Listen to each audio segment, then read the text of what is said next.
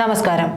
K ശൈലജയെ CPM polit ബ്യൂറോയിൽ എടുക്കാതിരിക്കാനുള്ള നീക്കങ്ങൾ മധുരയിൽ സജീവമാകുന്നു. പ്രായപരിധി കർശനമാക്കിയാൽ CPM പൊളിറ്റ് ബ്യൂറോയിൽ നിന്ന് ഒഴിയേണ്ടി വരുന്ന ബൃന്ദ കാരാട്ടിനും സുഭാഷിണി അലിക്കും പകരം 2 വനിതകളെ തന്നെ ഉൾപ്പെടുത്തും. അഖിലേന്ത്യാ മഹിളാ അസോസിയേഷൻ ജനറൽ സെക്രട്ടറി മറിയം ധവളയും തമിഴ്നാട്ടിൽ നിന്നുള്ള മുതിർന്ന നേതാവ് യു വാസുകിയുമാണ് പരിഗണിക്കപ്പെടുന്ന പേരുകൾ. എന്നാൽ ശൈലജയെ പരിഗണിക്കില്ല.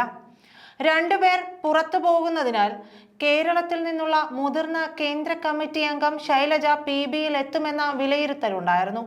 കേരളത്തിന്റെ ഭാവി മുഖ്യമന്ത്രിയായി ശൈലജയെ ഉയർത്തിക്കാട്ടാനുള്ള തന്ത്രത്തിന്റെ ഭാഗമായിട്ടായിരുന്നു ചർച്ചകൾ. PBയിൽ എത്തുമ്പോൾ ശൈലജയും ഭാവി മുഖ്യമന്ത്രി സാധ്യതാ പട്ടികയിൽ വരും. അങ്ങനെ ജനവികാരം ഉയർത്തി ഹാട്രിക് വിജയത്തിന് പോലും CPMന് കഴിയുമെന്ന വിലയിരുത്തലുണ്ട്. എന്നാൽ ശൈലജയെ PBയിൽ എടുക്കേണ്ടെന്നാണ് കേരളത്തിലെ VIP നേതാക്കളുടെ തീരുമാനം. സീതാറാം യെച്ചൂരി അന്തരിച്ചതിനെ തുടർന്നുള്ള ഒഴിവ് നികത്തിയിട്ടില്ല. മുഖ്യമന്ത്രി പിണറായി വിജയൻ, പ്രകാശ് കാരാട്ട്, സൂര്യകാന്ത് മിശ്ര, മാണിക് സർക്കാർ, G രാമകൃഷ്ണൻ എന്നിവരാണ് PBയിലെ പ്രായപരിധി കഴിഞ്ഞ പൊളിറ്റ് ബ്യൂറോയിലെ മറ്റംഗങ്ങൾ. പാർട്ടി ഭരിക്കുന്ന സംസ്ഥാനങ്ങളിലെ മുഖ്യമന്ത്രിമാർ PB അംഗങ്ങളായിരിക്കണമെന്നതാണ് CPM നയം. അതുകൊണ്ട് പിണറായി തുടരും. നിലവിൽ പാർട്ടി അംഗങ്ങളിൽ 2ാം സ്ഥാനമുള്ള തമിഴ്നാടിന് G രാമകൃഷ്ണൻ ഒഴിയുന്നതോടെ PB പ്രാതിനിധ്യം ഇല്ലാതെയാകും. ആ പരിഗണനയും വാസുകിക്ക് അനുകൂലമാക്കാനാണ് നീക്കം. PB അംഗം അശോക് ധാവ്ലെയുടെ ഭാര്യയാണ് മഹാരാഷ്ട്രയിൽ നിന്നുള്ള നേതാവായ മറിയം ധവ്ലെ. മറിയം PB അംഗമായാൽ പ്രകാശ് കാരാട്ടിനും ബൃന്ദ കാരാട്ടിനും ശേഷം പാർട്ടി ഉപരി ഘടകങ്ങളിലെത്തുന്ന ദമ്പതിമാരെന്ന വിശേഷണവും ഇവർക്ക് കിട്ടും. വനിതകളിൽ PBയിലേക്ക് പരിഗണിക്കുന്ന മറ്റൊരു പേര് ആന്ധ്രയിൽ നിന്നുള്ള ഹേമലതയുടേതാണ്. കേരളത്തിൽ മാത്രമാണ് CPMന് ഭരണമുള്ളത്. ഇവിടെ നിന്നുള്ള വനിതയെ പരിഗണിക്കാതെ മറ്റ് സംസ്ഥാനങ്ങളിലുള്ളവരെ വരെ PBയിലേക്ക് കൊണ്ടുവരുന്നത് ശൈലജയെ വെട്ടാൻ വേണ്ടി മാത്രമാണ്. പൊളിറ്റ് ബ്യൂറോയിൽ കേരളത്തിൽ നിന്ന് ഒഴിവുകളൊന്നുമില്ല. കോടിയേരി ബാലകൃഷ്ണന്റെ ഒഴിവിൽ സംസ്ഥാന സെക്രട്ടറി MV ഗോവിന്ദനെ ഉൾപ്പെടുത്തിയിട്ടുണ്ട്. നിലവിൽ 4 PB അംഗങ്ങളാണ് കേരളത്തിൽ നിന്നുള്ളത്.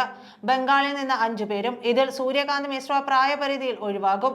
ബംഗാളിൽ CPM അപ്രസക്തമാണ്. അതുകൊണ്ട് തന്നെ ഭരണമുള്ള ഏക സംസ്ഥാനമെന്ന നിലയിൽ ഈ ഒഴിവ് കേരളത്തിന് കിട്ടിയേക്കും. മുതിർന്ന കേന്ദ്ര കമ്മിറ്റി അംഗമായ EP ജയരാജനാകും പരിഗണന. പിന്നാക്ക വിഭാഗങ്ങളിൽ നിന്നുള്ള ഒരാളെയാണ് ഉൾപ്പെടുത്തുന്നതെങ്കിൽ K രാധാകൃഷ്ണനെ പരിഗണിച്ചേക്കും. ഒടുവിൽ മന്ത്രി മുഹമ്മദ് റിയാസ് PBയിൽ എത്തുമെന്ന് കരുതുന്നവരുമുണ്ട്. KK ശൈലജയ്ക്ക് സാധ്യത തീരെയില്ല. കൊല്ലം സംസ്ഥാന സമ്മേളനത്തിലാണ് ശൈലജ സംസ്ഥാന സെക്രട്ടേറിയറ്റിലെത്തിയത്.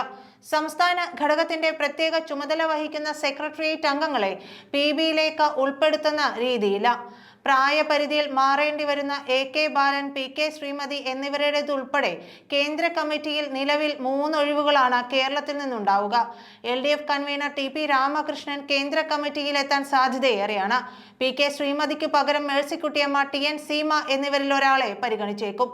കൂടുതൽ സാധ്യത TN സീമയ്ക്കാണെന്നും സൂചനയുണ്ട്. VN Vasavan, PA Muhammad Riyas, PK Biju എന്നിവരെ കേന്ദ്ര കമ്മിറ്റിയിലേക്ക് പരിഗണിക്കും. AK ബാലൻ ഒഴിയുന്ന സാഹചര്യത്തിൽ പിന്നാക്ക വിഭാഗം, പാലക്കാട് ജില്ലാ പ്രാതിനിധ്യം എന്നിവ PK ബിജുവിന് അനുകൂലമാകും. പക്ഷേ അവിടെയും മുഹമ്മദ് റിയാസ് ഫാക്ടർ കാര്യങ്ങളെ മാറ്റിമറിച്ചേക്കും. കേന്ദ്ര കമ്മിറ്റിയിൽ എത്തുമ്പോൾ തന്നെ പൊളിറ്റ് ബ്യൂറോയിൽ എത്തുന്ന നേതാവുമായി റിയാസ് മാറുമോ എന്നതാണ് അറിയേണ്ടത്. അങ്ങനെയെങ്കിൽ ഭാര്യാപിതാവായ പിണറായിക്കൊപ്പം മരുമകനായ റിയാസും PBയിൽ എത്തും. മറിയം ധവ്ലെയെ PB അംഗമാക്കുമ്പോൾ ദമ്പതികൾ PBയിൽ എത്തുന്നത് പോലൊരു അപൂർവതയായി അതും മാറും. റിയാസ് PBയിൽ എത്തിയാൽ അമ്മാവനും മരുമകനും ആദ്യമായി CPM PBയിൽ എത്തിയെന്ന അപൂർവതയായി അതും മാറിയേക്കും. നന്ദി.